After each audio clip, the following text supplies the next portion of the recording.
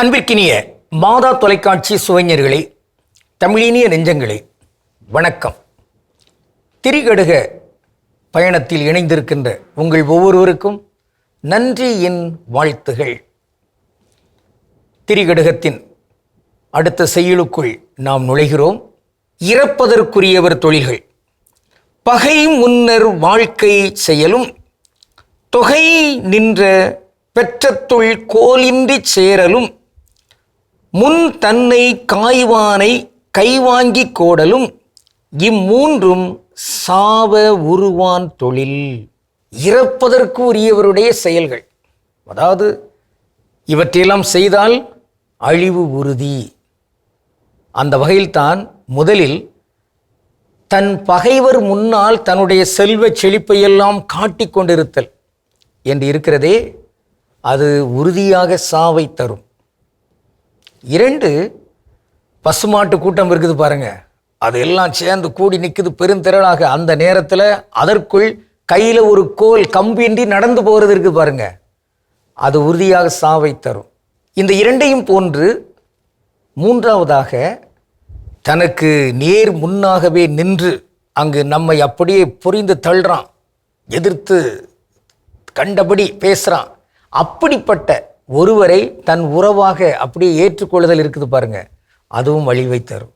இந்த மூன்றுமே கண்டிப்பாக உறுதியாக சாவை தரும், சாவை தருவதற்குரிய ஏதுவான செயல்கள் என்று நல் ஆதனார் இங்கு பதிவு செய்கிறார். அந்த வரிசையில் முதலில் அவர் இங்கு குறிப்பிடுவது, நம் பகைவர் முன்னால் நம்முடைய செல்வ செழிப்பை காட்டிக்கொண்டு இங்கு வாழக்கூடாது. பன்றிகள் முன்னால் முத்துக்களை வீசாதீர் என்று ஏன் சொல்றார் பார்த்தீங்களா? ஏன்? அந்த முத்துகளின் மேல் அது அப்படியே நடமாடிக்கொண்டு நம்மீது சீறி பாயும். அதே போன்று இருக்கிற செல்வத்தை இங்கு பகைவராகத்தான் அவர் இருக்கிறார், அவர் முன்னால் இங்கு காட்ட வேண்டிய தேவையில்லை. இல்லை, அவர் முன்னால் நான் அப்படி வாழ்ந்து காட்டணும், நான் அப்படி செய்யணும் என்றெல்லாம் வெறியேற்றுகின்ற அந்த செயல் செய்துவிடக்கூடாது. வள்ளுவர் இவ்வாறு சொல்கிறார், வழி நோக்கான் வாய்ப்பன செய்யான் பழி நோக்கான் பண்பிலன் பற்றார்க்கு இனிது. அப்போ இவை எல்லாமே பகைவர்கள், எதிரிகளுக்கு இனிதாக அமைந்துவிடும்.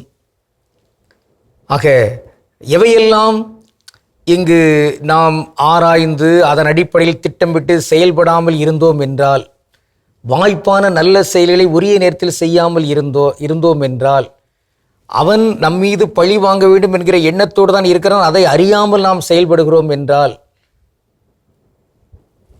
இத்தகைய இந்த செயல்களை போன்றுதான் இங்கு அந்த நம்முடைய கயமை தன்மையோடு நமக்கு எதிராக செயல்படுகின்ற அந்த எதிரி, அந்த பகைவன் இங்கு இருக்கின்ற பொழுது அந்த இடத்திலேயே ஒரு பெரிய செல்வ செழிப்புள்ளவனாக வாழ்வதற்கு முயலுகின்ற அந்த தன்மையும் அறியாமை, அது அழிவை தரும்.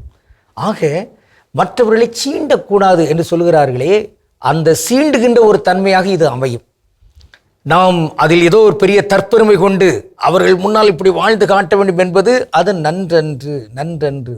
எல்லாருக்கும் நன்றாம் பணிதல், அவருள்ளும் செல்வர்க்கே செல்வம் தகைத்து. எல்லாருமே பணிவோடு தான் இருக்க வேண்டும், எந்த நிலையில் இருந்தாலும். அவர்களுள்ளும் யார் நல்ல உயர்வான தன்மையில் இருக்கிறாங்களோ அத்தகைய பெரியவர்கள், அவங்க பணத்தின் அடிப்படையிலோ, அறிவின் அடிப்படையிலோ, புகழின் அடிப்படையிலோ, அல்லது அரசியலின் அடிப்படையிலோ, நற்பெயர்கள் பெற்றிருக்கிற அந்த அடிப்படையிலோ, எவை என்றாலும் சரி, அந்த சூழல்களெல்லாம் பணிவை கூடுதலாக பெற்றிருக்க வேண்டும். அது பகைவர்கள் மனம் மாறுவதற்கு கூட ஒரு வாய்ப்பை உருவாக்கும். மாறாக அந்த பகைவர்களை, எதிரிகளை சீண்டுகின்ற அளவுக்கு தன்னுடைய செல்வ செழிப்பை அங்கு வெளிக்கொணர்ந்து ஆடம்பரமாக பகட்டாக ஆகா ஓகோ என்றெல்லாம் இருந்தோம் என்றால், அது எந்த வகையிலும் நமக்கு ஒரு மருந்தாக அமையாது, அது ஒரு விஷமாகத்தான் அது அமையும் என்கின்ற வகையில்தான் சாவுவதற்கு ஏற்புடைய தகாத செயல்களாக இருக்கின்றவற்றுள் முதன்மையாக நல் ஆதனார் வைப்பது என்பதே இதுதான். எனவே எவர் முன்னும் என்பதல்ல, எதிரிகள் முன், நம்மை ஏற்றுக்கொள்ளாதவர்கள் முன், நம்மீது பொறாமை கொண்டு நம்மை அழித்து விட வேண்டும் என்கிற அந்த வெறித்தனத்தோடு இருக்கிறவர்களுடைய கண்முன் கொண்டு நாம் இத்தகைய செயல்களை செய்துவிடக்கூடாது. மாறாக பண்பான பணிவான அந்த செல்வத்தை கொண்டும் கூட அந்த பகைவர்கள் ஒருவேளை தேவையான ஒரு நிலையில் இருக்கிறார்கள் என்றால் அவர்களுக்கு பணிவோடு உதவுகின்ற இத்தகைய மேன்மையான செயலை செய்ய வேண்டுமே தவிர அவர்கள் நம் மீது இன்னும் பழிவாங்குகிற அளவுக்கு வெறியை தோன்றுகின்ற செயலை செய்துவிடக்கூடாது என்கிற அந்த செய்தியை உள்ளத்தில் பதித்துக் கொள்வோம். இன்று நாம் ஆய்ந்து பார்க்கக்கூடிய ஒரு சொல் ஐஸ்வர்யம்.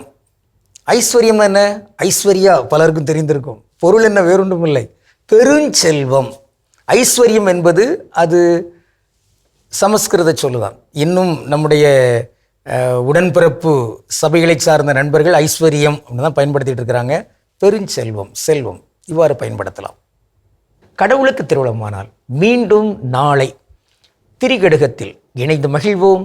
நன்றி, வணக்கம்.